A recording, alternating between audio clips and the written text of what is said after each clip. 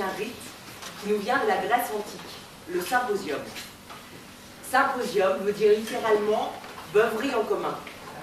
Et c'est sans doute parce que ça ne faisait pas très sérieux que symposium a été traduit par banquet. Imaginez, la beuverie en commun de Platon. Et pour lancer ce symposium, je vous propose de partir d'une phrase de Romain Gary. Rien n'est humain qui n'aspire à l'imaginaire. En d'autres termes, un récit. Le récit confère à notre vie un sens que ne connaissent pas les autres animaux. Le sens humain se distingue du sens animal, ceci se construit à partir de récits, d'histoires, de fiction, et donc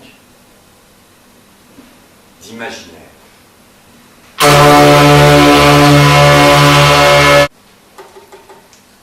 À l'instar de la nature, nous ne supportons pas le vide. Nous sommes incapables de constater sans aussitôt chercher à comprendre. Et nous comprenons essentiellement par le truchement des récits, c'est-à-dire des fictions.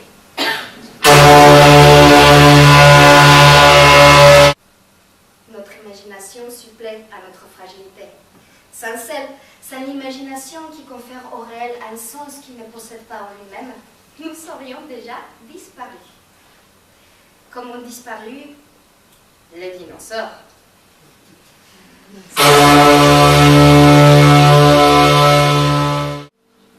Une nuit, je faisais un rêve désopilant. Alors je fus réveillé par un frisson de l'air. J'ouvre les yeux, que vois-je? Dans l'obscurité de ma chambre, un ange était là devant moi. Il tire une plume, il me l'attend, et il me dit: c'est une plume d'ange. Je te la donne, montre-la autour de toi. Qu'un seul humain te croit, et ce monde malheureux s'ouvrira au monde de la joie.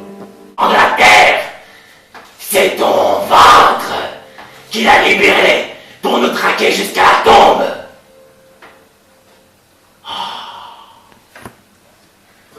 Dieu droit jubilateur de ce drame frénétique. L'adultère Hastings. Reverse. Aucun. Grey. Furent étouffés avant terre dans leur tombe crépusculaire. Richard vit encore.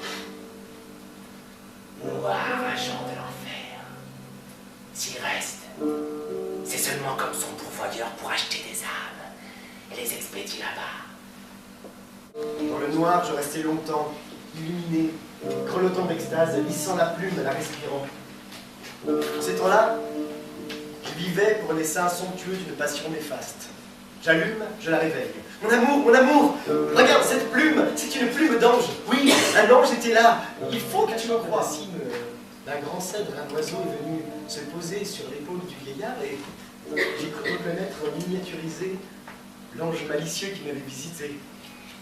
Tous les trois, l'oiseau, le vieil homme et moi, nous avons ri longtemps. Le fou rire, quoi.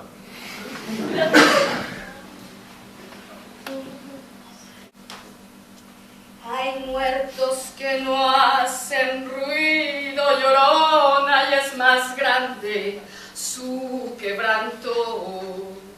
Hay muertos que no hacen... De grâce, vous écoutez? Que no hacen ruido, llorona, y es más grande su quebranto. Tapame con tu Vous allez repas. bien, gentille dame? Ah mais oui. Bien. Dieu vous aide. Voyez, on dit que la chouette était la fille d'un boulanger. Seigneur. Je n'ai pas la tête aujourd'hui à assister à mon propre interrogatoire. Vous parlez tant que vous voulez, vous ne posez pas de questions. Tu as reçu le lait? Ouais, Pourquoi tu n'es pas venu? je peux pas. Pourquoi tu peux pas? Je peux pas. Pourquoi avez-vous disparu depuis 3 semaines? J'étais malade. Ah, vous mentez là. Ah, ouais. En avant, marche. Enfin, Michel, venez. Je peux pas. Quel entêtement, un pic à main rouge. Mettez un pied devant l'autre, hein? Alors, 1, 2. Michel, mon petit, mon Jean. Mais t'es nulle part à la Pétrona!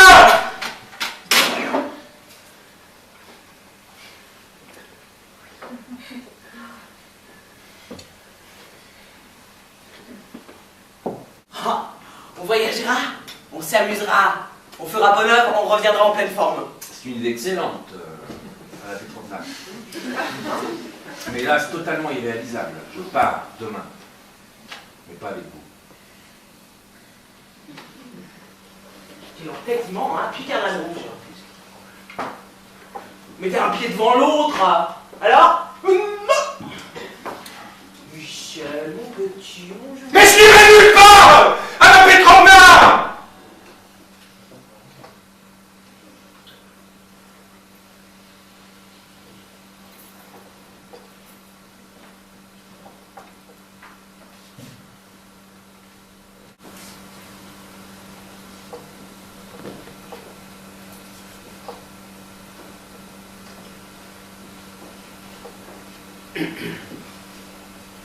J'ai un ami qui m'a raconté une histoire.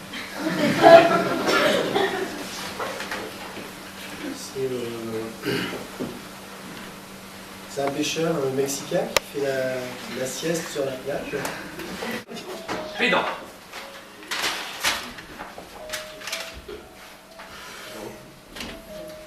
L'animal seul, monsieur Charistophane, appelle hippocampe éléphanto camélos, dut avoir sous le front tant de chair sur tant d'os.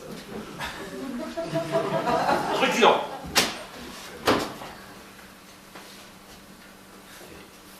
Ah, monsieur, lorsque vous pétunez, la vapeur du tabac vous sort-elle du nez? Ça cavale avec lui au feu de cheminée.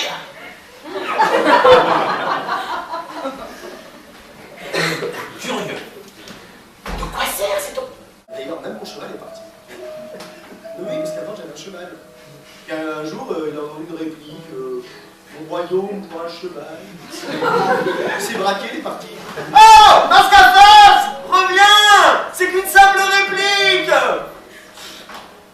Et Shakespeare ne l'a jamais fait entrer en scène.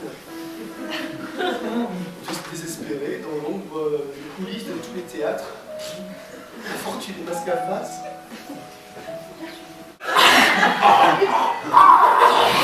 La bonne surprise. Bonjour, ça va bien? Comment vous, ici, moi-même, Pandambert, surtout Pandambert. Ah non, c'est cher Pandambert. Comment vous le connaissez? Oh non, si je le connais, je ne connais que lui. Mais vous voulez nous dire que vous ne le connaissez? Ah non, c'est parce que non, j'avais pas compris que c'était lui pour moi. Je le connais lui, c'est cher Pandambert.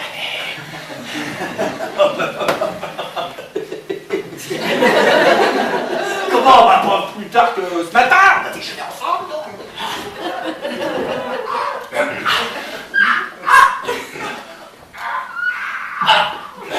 Quand on a décrété qu'il représentait l'or, l'or est une fiction. Dans l'absolu, il ne vaut pas plus que le sable. La bourse est une gigantesque fiction. Donc, aucune frontière étanche entre vraie vie et fiction. Chacune nourrit l'autre et se nourrit d'elle.